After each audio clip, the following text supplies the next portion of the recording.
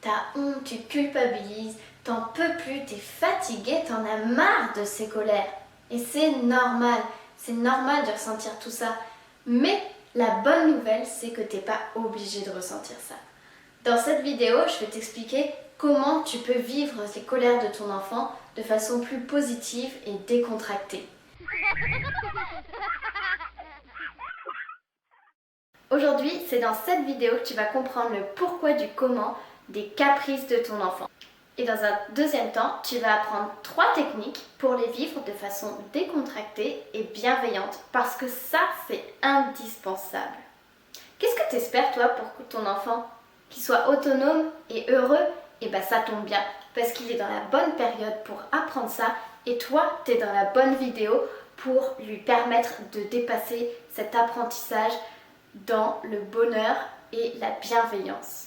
Et oui, car pendant un caprice, l'enfant apprend, il apprend son autonomie. Entre 1 an et demi et 3 ans, c'est la période où l'enfant va apprendre à acquérir de l'autonomie. Parce qu'il s'est rendu compte qu'il pouvait être ce qu'il voulait. Avant 18 mois, il était ce qu'on lui donnait. Après 18 mois et jusqu'à 3 ans à peu près, il va apprendre qu'il n'est plus forcément ce qu'on lui donne, mais qu'il peut aussi être quelque chose et qui peut avoir un impact sur son monde. C'est la première fois qu'il va pouvoir et qu'il va chercher à affirmer ce qu'il est. À cet âge-là, ton enfant, il a un seul objectif, c'est d'acquérir la certitude qu'il peut agir seul. Il a appris à se déplacer, à s'exprimer, à se retenir plus ou moins. Et grâce à ça, maintenant, il peut agir sur son environnement, sur son monde et sur ce que lui, il va obtenir. Bonne nouvelle! Si ton enfant fait des caprices, je vous félicite tous les deux. Lui, parce qu'il découvre un nouvel apprentissage et il apprend à agir sur son monde. Et toi, parce que tu es dans une période hyper intéressante où tu vas pouvoir lui permettre d'apprendre beaucoup et d'acquérir des choses tellement importantes pour toute sa vie future. Alors, félicitations! Pour te rassurer, l'apprentissage de l'autonomie et donc tous les caprices qui vont avec, c'est quelque chose qui te signifie que ton enfant est en bonne santé, qu'il grandit et qu'il apprend. Un bon encadrement pendant cette période permettra à ton enfant d'acquérir de l'autonomie et de la volonté. Pour ça, il faut être ni trop laxiste et ni trop rigide. C'est difficile de trouver l'entre-deux et je ferai toute une vidéo pour trouver la bonne réponse à apporter à ton enfant. Mais avant de savoir comment répondre à un enfant qui fait son caprice, pour moi je trouve que c'est encore plus important de savoir comment rester calme et positif pour apporter la meilleure réponse. Un parent qui est déjà à terre à cause de sa culpabilité, de sa honte, de sa colère, de sa fatigue, il ne pourra pas tirer l'enfant vers le haut. On aura juste 2 personnes écrasées par toutes leurs mauvaises émotions. Ça, c'est pas ce qu'on veut. C'est pas ce qu'on veut parce que si tu es focalisé sur ton émotion négative, tu peux pas être à 100% réceptif et créatif pour ton enfant à ce moment-là. Tu sais peut-être déjà, mais une personne stressée ne peut pas apprendre. Donc si tu stresses ton enfant avec ton stress, tous les deux, vous n'allez pas pouvoir apprendre de cette situation. Ton enfant, il veut simplement pouvoir faire des choix pour sa vie. Comme toi, quand tu veux choisir comment tu vas t'habiller ou ce que tu vas manger. Sauf que toi, adulte, tu sais que tu ne peux pas manger des chips matin, midi et soir, surtout quand il n'y a même pas de chips dans le placard. Mais toi, ça fait, je sais pas, 20 ans, 30 ans, 40 ans que tu apprends à gérer cette frustration quand tu ne peux pas avoir ce que tu veux ou quand tu sais que c'est pas réaliste. Alors, imagine ton enfant qui découvre à peine ça. En plus, c'est quelqu'un d'autre qui lui interdit et il ne sait même pas que l'émotion qu'il ressent à l'intérieur est normale. Il est dévasté et on ne peut pas lui en vouloir. Mais par contre, bonne nouvelle, on peut lui apprendre à dépasser ce défi parce que c'est grâce à ça qu'il va apprendre qu'il ne peut pas tout avoir dans la vie et qu'il peut faire aussi des choix pour lui. Et cet apprentissage bien réussi peut avoir des conséquences positives énormes sur la vie de ton enfant. Par exemple, à la place d'être soumis à un intimidateur à l'école, il pourra avoir la confiance en lui pour lui dire qu'il n'accepte pas ce qu'il est en train de lui dire ou de lui faire. Ou par exemple, ta fille, elle n'aura pas peur de te dire qu'elle ne veut pas aller à cet anniversaire avec ses copines qui ont des centres d'intérêt différents qu'elle Et elle sera rassurée de pouvoir te dire en toute confiance ce qu'elle préférerait vraiment faire ce mercredi après-midi.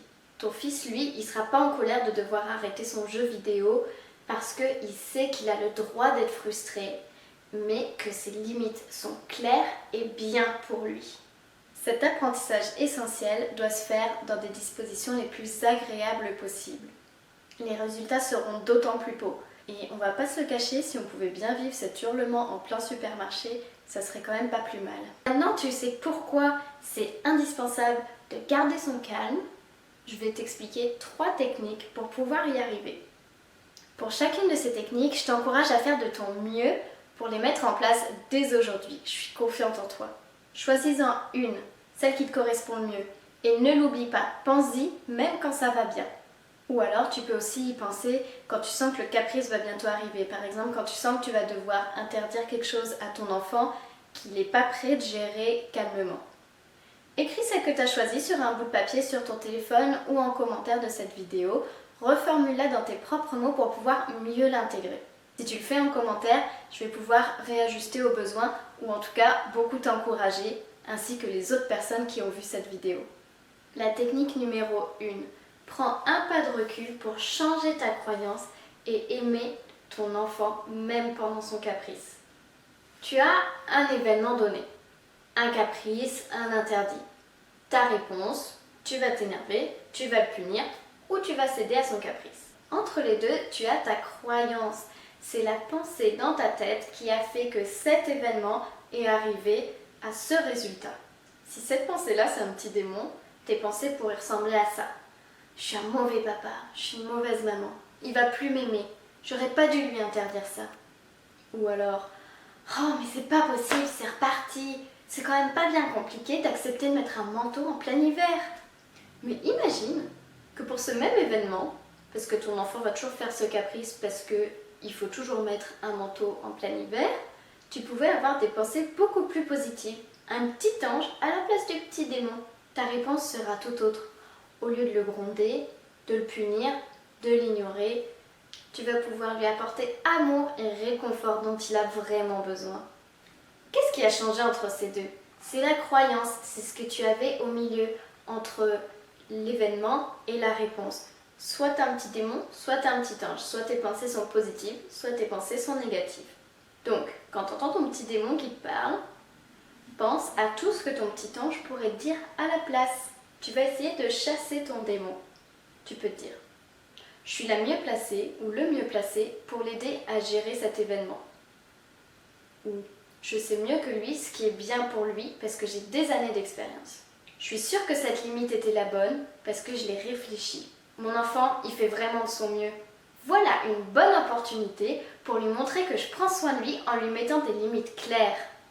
C'est vraiment pas facile ce qu'il vit, mais il va réussir. C'est pas grave de pleurer ou d'être en désaccord. Wow, il sait vraiment ce qu'il veut. Ça va lui servir ça plus tard.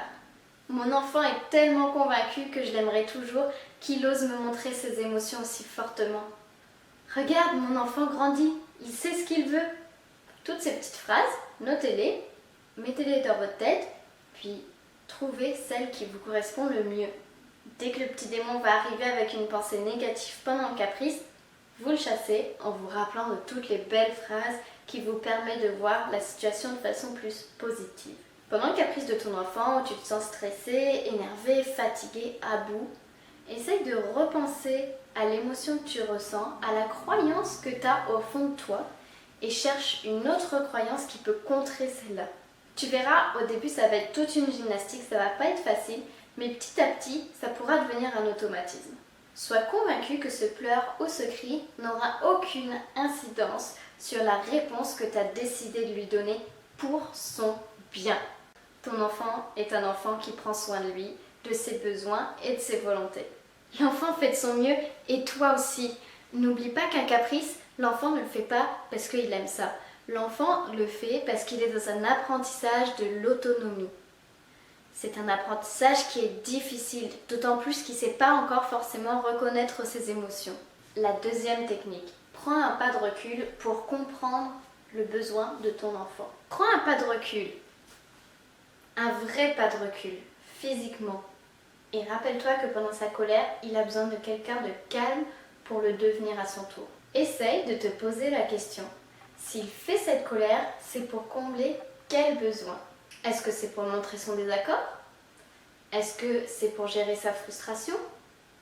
Est-ce que c'est pour gérer sa peur de ne pas avoir l'autonomie qu'il essaye tant d'avoir?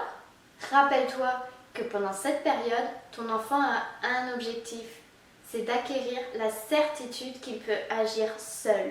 S'il devient en colère ou s'il fait un caprice, c'est aussi peut-être parce que cet objectif n'est pas encore tout à fait comblé et que ça lui crée une frustration. Tu peux aussi te demander, toi, comment tu vas apprendre de cette situation? Aujourd'hui, grâce à cette situation, je vais apprendre à prendre sur moi. Aujourd'hui, grâce à ce caprice, je vais apprendre à rester calme dans une situation stressante. Aujourd'hui, cette situation me rappelle que mon enfant est dans un perpétuel apprentissage. Aujourd'hui, grâce à ce caprice, je vais me rappeler de la vidéo des TIFF que j'avais vue l'autre jour. C'est merveilleux, vous êtes tous les deux en apprentissage. Ne l'oubliez pas. C'est pas toi ou la limite qui le rend dans cet état-là. C'est son émotion qu'il a ressentie suite à ça. Cette émotion, tu peux la recueillir, mais c'est pas la tienne, c'est la sienne. Vous avez deux émotions distinctes. Lui, peut-être qu'il a du mal à le gérer, mais toi, tu sais que tu es dans une position agréable parce que tu sais que ce que tu as fait, c'est pour son bien, que ce que tu as fait, tu as bien fait de le faire. Tu es juste en train de prendre soin de ton enfant parce que tu es le meilleur parent pour lui. La troisième solution, c'est de prendre un pas de recul, célébrer ton enfant pour dégager un sentiment de bonheur. N'oublie pas que ton enfant, c'est une éponge à émotions. Les émotions que toi, tu vas ressentir à ce moment-là, lui, il va les intégrer. Dans cette solution-là, je te propose de dégager un halo de bonheur autour de toi en aimant profondément ton enfant, même pendant son caprice. Il va ressentir ton émotion. Donc à ce moment-là, tu prends encore un pas de recul, physiquement, un vrai pas de recul, et tu vas le célébrer dans ta tête pour tout ce qu'il fait de bien en ce moment même. Bravo Maya pour exprimer ton besoin de prendre position. Je suis fière de toi Agathe pour l'apprentissage difficile que tu es en train d'effectuer. Oui, super Clément, tu es dans un stade d'apprentissage qui va t'apporter quelque chose pour la vie. Merci Félix d'avoir une confiance en moi tellement grande que tu sais que tu peux faire un caprice et que je t'aimerai toujours autant. Bravo Mathilde, t'as vu de quoi t'avais besoin et tu sais me le faire comprendre. Je suis fière de toi Béatrice que tu apprennes que tu ne peux pas tout avoir. Et puis bien sûr, n'oublie pas de te le célébrer toi-même. Toi aussi tu fais des choses super en ce moment même. Bravo maman de l'avoir accompagné jusqu'à ce stade de développement. Bravo papa, t'es super d'avoir pensé à le célébrer pendant ce moment difficile. Je suis vraiment fière de moi de rester calme pendant ce moment stressant. Je mérite une médaille pour avoir mis une limite qui protège mon enfant. Si ça te semble difficile, n'oublie pas que le parent est le premier éducateur de l'enfant. Tu es la personne au monde qui connaît le mieux ton enfant. Alors prends ce que tu as appris aujourd'hui et adapte-le à qui tu es et qui est ta famille. Tu peux le faire, j'en suis sûre, et je suis fière de toi que tu as regardé cette vidéo jusqu'au bout pour le bien-être de ton enfant. Merci.